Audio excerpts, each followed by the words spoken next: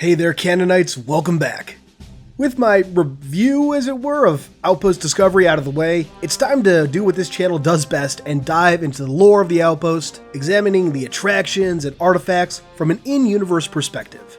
We'll analyze every detail that's confirmed and speculate on what's only hinted at. Some of this will likely be repeat information from various videos I've made since Outpost Discovery was announced, but I have a feeling most of my subscribers are probably fine with that. Certainly doesn't hurt to have most of it in one place, right? So let's not waste any time and dive right in. Starting things off is the Outpost as a whole. Outpost Discovery in-universe is an exhibition that travels across Earth, setting up and inviting UEG citizens to learn about their history, particularly as it relates to the Human Covenant War, and partake in various attractions. Though primarily billed as an educational tool and endeavor, the UNSC also uses it to recruit and inspire the next generation of soldiers and, with the advent of the Spartan 4 program, the next generation of super soldiers too. One of these days I really gotta dive into the frightening nature of the UNSC and UEG, but again, that's for another day. Entering Outpost Discovery, citizens are greeted by the AI Gabriella. Unfortunately, Gabby was down while I attended the Outpost, and the only footage I've managed to find doesn't have her complete introduction, so not much to say here, but I do know that she introduces visitors to our first exhibit, the Hall of History. The Hall is exactly what it sounds like, walking people through the history of humanity with a focus on the Human Covenant War. Included is a full-size warthog of the classic variety, which, fun fact, the 343 model is officially designated the M12B, and the classic simply being the M12, a full-size model of a Sangheili Ultra, and at the center of it all, a full-size statue of the Master Chief himself, showing just how quickly the UNSC was to jump at the opportunity to use him as a propaganda tool. As stated, all around are walls with summaries of human history starting in the 2160s, following through to the Covenant War, with areas focusing on key events. If you're a well-versed lore buff, little of this is new information, not that that's a bad thing, it's still awesome to see, but there are little tidbits and artifacts that reveal new information and lore. The first of these is a model of one of the earliest Phoenix-class colony ships humanity produced, the CAA First Reverie. The Reverie was built in the dockyards around Mars and launched from Luna in 2362. That's the same year that the first human extrasolar colonization efforts began, showing that Phoenix-class vessels have been in service for centuries, probably longer than a lot of people might have thought. From there, I think we can talk about some of the weapons that they have. The first is an MA5D assault rifle, this particular model once belonging to one Private First Class Venus Hamad of the 105th Shock Troops Division, aka the ODSTs. Hamad used this rifle on the western front of Jarab during the Battle of Tribute, holding out long enough for the city's civilians to evacuate. Next is a pistol. Though labeled as an M6C, it's very clearly an M6G, the kind you see in Halo 3. Either way, this model comes from around 2526 and once belonged to Captain Aoife Septim of the UNSC Dresden.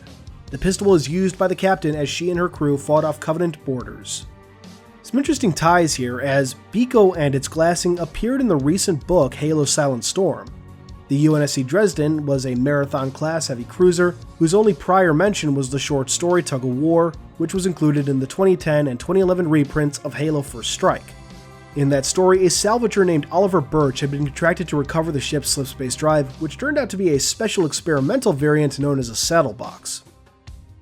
Our last weapon is a Covenant Needler, which was recovered from the colony of Actium after its fall in 2545 by the 34th Armored Division. Actium was a colony founded in 2397 and fell to the Covenant around June that year after a month of fighting that resulted in the complete destruction of the 53rd Armored Division. From there we have some more artifacts of interest, starting with a flag recovered from the Longhorn Valley on Reach during the planet's final hours. It was one of the flags used by the Spartan 2 candidates during their days in training. Not much else to say, but I found that to be pretty cool. Next is a jump jet pack, a Series 8 single operator life apparatus that we know from Reach. The plaque for this artifact goes into detail about how early conflicts with the Covenant in dense urban areas proved the value of such systems, allowing operators to quickly scale vertical distances and evade and engage Covenant targets. This particular jetpack on display was used by a Spartan 3 operator in 2549 during the defense of Trône on Meridian, and I'm sorry if I mispronounced that for any French viewers, or French-speaking viewers. It's interesting that this particular jetpack was used on Meridian when one of the Outpost's two Spartans, ONB-096, also deployed to Meridian. I doubt the Spartan 3 alluded here was Owen, but perhaps a member of his team? Maybe we'll even get a reference to the defense of Trône and Meridian Divide later this year. Unlikely, as that book is still set in 2548 if I recall, but maybe, or maybe in another sequel later on. We'll see. After that, we have a naval service uniform from around 2554. With the post-war focus on exploring uncharted systems and rehabilitating glassed colonies, came a larger emphasis on the United Earth Government, or UEG, humanity's primary governing body, over the UNSC itself. As such, post-war uniforms such as this one once worn by Commander Thomas Lasky feature the UEG logo rather than the UNSC's. It's rather interesting, I have to say, that they went with Lasky's uniform specifically from a real-world perspective, rather than a generic uniform or maybe another character we know or a new character altogether. Finally though, and this is the artifact I think you've all been waiting for me to discuss, we have Noble Six's helmet. In-universe, this is merely a recreation of Six's helmet, based on the one found on the glass surface on Reach. The plaque included with the helmet doesn't specify Noble Six, but that is specified in the Halo Outpost app. There's not a whole lot left to say unfortunately, but it's definitely an interesting choice on 343's part to include. When I first saw it, and I'm sure when other people first saw it, I thought I was going to be going on a Canon rant here, but no, 343 have their bases covered, I'm very happy to say. Beyond that, while the rest of the museum is full of amazing stuff and information, it's nothing all that new to the lore savvy or those with a passing knowledge of Halo lore. That's not a criticism, mind you, just some context to understand why I'm going to move on from here. Next up, let's dive into the next attraction, the Ring Experience. As with the real deal, we'll start with the tour that precedes the experience. Here, citizens would be familiarized with the discovery of the Halo rings in 2552, starting with Alpha then Delta Halos, the latter of those rings being the basis for a model reconstruction on display. Citizens are given the basics, that the rings were created by the Forerunners, that they kill life, and that they were made to fight off the Flood. It's been a bit of a question for years whether the general public knows of the Flood's existence, and it seems that Outpost has finally answered that question. The experience makes the existence of the Flood, what it can do, and what the Halos do public knowledge, but there are likely a number of details still kept from the public, such as the severity of Flood outbreaks during the war. Notably, the reason for the glassing of Kenya during Halo 3 is known to have been covered up. In Halo Spartan Assault on the Xbox, Roland reveals that the glassing was said to be blamed on a Covenant sneak attack, the details of the Flood making it to Earth hidden from public knowledge. In that same vein, I'm sure that other details of the Flood are kept classified. Civilians have general knowledge, but nowhere near what fans of the series in the real world know. Moving on, the next display features a deactivated Sentinel captured from Installation 03 or Gamma Halo. I swear, and this is true of so much in Halo, I knew the size of these things in my head, but seeing them is very different. This particular Aggressor Sentinel is said to be 80,000 years old, and it's noted that these Sentinels give the Honeybee drones that we'll be seeing later on a run for their money in terms of speed. Aggressors be speed demons, yo. Narration from Gabriella reveals that each Halo ring has about 7.8 million Sentinels of various types. I imagine the vast majority of those are Aggressors and Constructors, but these include Enforcers and Retrievers among many other types. As with each exhibit, this one has a backdrop along the wall, this one in particular featuring the library of Installation 03. Rather clean and pristine compared to Installation 05's. The final room has 3 artifacts on display, 2 of which are of particular interest. The first is the actual activation index from Installation 05. So if anyone was wondering what happened to it after Miranda Keyes pulled it from Delta Halo's core in Halo 2, now we know. Next is probably the most interesting item on this tour, a taxidermy Flood infection form. This particular infector was captured from the ruins of Alpha Halo. When I posted about this online, a lot of lore fans were concerned about how safe this might be, which is certainly a valid concern given how virulent the Flood has proven to be. The narration for this piece implies heavily that the Flood form is completely inert, dead as dead can be for the Flood, and while only a sheet of glass separates it from guests in the real world, I imagine the UNSC has stronger security measures and even materials at their disposal. The final artifact is a recreation of 343 Guilty Spark. Not much to talk about there, but it's pretty cool. Again, huge. Moving on, the experience ends with what fans really came to see, the quote-unquote live feed of a honeybee drone's flight across the ring, and boy is there some lore to discuss here. As stated, the experience is presented as Gabriella taking control of a honeybee drone, a new type of exploration drone used by the UNSC to show citizens what a Halo looks like. Interestingly, I speculated that the honeybee's design in the real world was taken from Halo 5's Wasp. Talking with the folks over at Falcon's creative group confirmed that. Anyway though, the drone flies up through the ring's atmosphere, and while it makes the journey to the other side of the ring, Gabriella gives viewers a history of the Halo rings.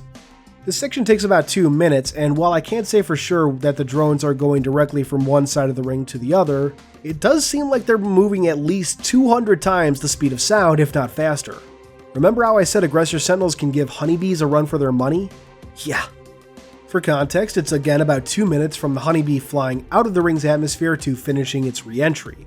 Accounting for some elevation, I figured the drone flew around 9,955 kilometers in about 2 minutes, resulting in a speed of roughly 185,573 miles per hour or 298,650 kilometers per hour, which is roughly 240 times the speed of sound. So as the drone flies across the surface and through the ring, we see a lot of interesting sights. Starting off with the local fauna, we see deer-like creatures similar to the ones from the Halo Infinite 2018 trailer, space rhinos again like Infinite, blind wolves also known as Moralaths, the quad wings we all know from the games, formerly known as Rangmajo, I think, and later on, much to my excitement, Sky Leviathans. If you aren't aware, these are a creature that were originally going to appear in Halo 4 but were cut for time. They formerly appeared in Halo Hunters in the Dark, not unlike the Blind Wolves, and would later be identified as Ulthmeri in a Canon fodder article. These fascinating creatures communicate through vocalizations that sound like whale songs and whistling, not as a language per se, but used to convey feelings and sensations. It's so cool to finally see these creatures visualized and moving around. Moving on the Forerunner side, we of course have Aggressor Sentinels, Enforcers, and the big Retriever-like Sentinels from the trailer. I was able to confirm that these are indeed Retrievers, though obviously they're very different from the ones we've seen or read about before. In Halo Hunters in the Dark, the Retrievers encountered are said to be around 475 meters wide, roughly. It's admittedly hard to tell the exact scale from the ring experience, but they certainly don't look that size to me. Regardless, it's very different from the Retrievers seen in Halo Wars 2. This would seem to indicate that Retrievers come in a variety of shapes and sizes, their classification mostly referring to what they do rather than describing a static look and size. But I could be wrong, and the Retriever in the ring experience could be a lot bigger than it appears, it's hard to say. The last thing of note we see comes at the end of the experience as we see the Master Chief himself ride up in a Warthog. Now, being a lore fan, I was immediately confused by this since this is supposed to be a live feed, and being as the experience is set sometime between 2553 and 2557, aka between Halo 3 and Halo 4, Chief is lost in space at this point. Initially I thought they were changing things, that it was an entirely simulated experience, but I talked it over with Jeff Easterling, and he noted that Chief's appearance isn't canon, that in the universe the Spartan would either be another Spartan 2, maybe a Spartan 3, most likely a Spartan 4. And with that, let's address the big ticket item with the ring experience, the identity of this Halo.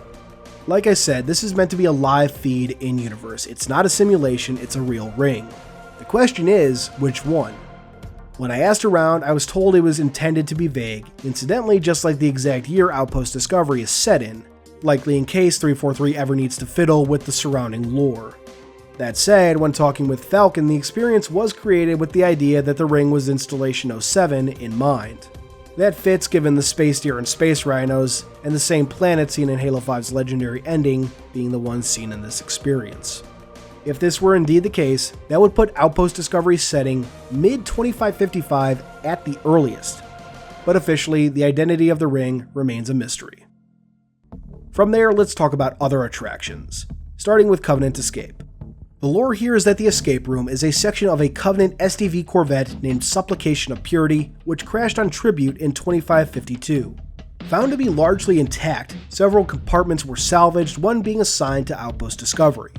With this, civilians could get an up-close and personal look at Covenant technology, along with giving them an idea of what boarding action could be like if they decided to join the UNSC. Remember, the Outpost is just as much a recruiting tool as it is educational. Anyway, once in the escape room, recruits are asked to complete a series of tasks operating Covenant technology. Though meant simply to be training, a remnant of a Covenant intelligence awakens, forcing recruits to speed their escape. Or at least that's what we're told. It's not clear if the awakened Covenant intelligence is part of the training or not. Next, let's dive into Pelican training. Here, recruits simulate a routine personnel transfer from a ship to a groundside outpost. In this case, from the UNSC carrier 5th Winter to Station Bravo Lima, under the direction of Gabriella and Pelican pilot Captain B. Wallace. Once inside, the simulation begins and recruits have to complete a series of tasks to get the Pelican working again and keep it from crashing. I don't think there's really much else to it. The attraction is just meant to familiarize citizens with the operation of a Pelican and how to deal with the dangers that can arise during its operation. For our last 3 experiences, I'm going to cover them all at the same time, as they all basically have the same in-universe goal: give civilians a taste of what it's like to be part of the UNSC. First up is the combat deck, which is essentially war games. Recruits suit up in a 20v20 experience. Like all attractions, there's a pre-experience briefing video that plays, but sadly, like with the other 2 in this group, I completely forgot to record it, so I don't have any extra in-universe context here. Just this. Training Grounds is the next experience and gives people the chance to simulate what it's like to be a Spartan, once again showing just how much they are used as propaganda in the post-war era. And finally, we have the target range, which is exactly what it sounds like, though in universe they wouldn't have Boomco guns, so yeah. Not much else to say here though. That pretty much wraps things up for the lore of Outpost Discovery, at least for now. When I visit the Chicago event in a few weeks, I'm going to try and get new footage and grab everything I missed the first time and see if anything else pops out. Most especially, I'm going to try and keep my eye out for any more definitive clues as to the time period Outpost is set in. If the ring experience is indeed Installation 07, that puts things in mid-2555 at the earliest, as the first exploration of that ring by humanity was earlier that year. The key here, if there's anything else to be found, is dates on artifacts or the artifacts themselves. I think. We'll see. But again, that pretty much does it for lore for now. What do you think about what's been presented here? What do you think about the lore surrounding the Outpost overall? Let me know in the comments below. Thanks for watching as always, and until next time, this has been Halo Canon. Thanks for watching, everyone. I hope you enjoyed this video. If you did, please consider subscribing, and if you really love me, hit that notification bell and leave a thumbs up. These both really help out the channel. I wouldn't be where I am now without your views and support, so once again, thank you. Keep on being awesome, Canonites.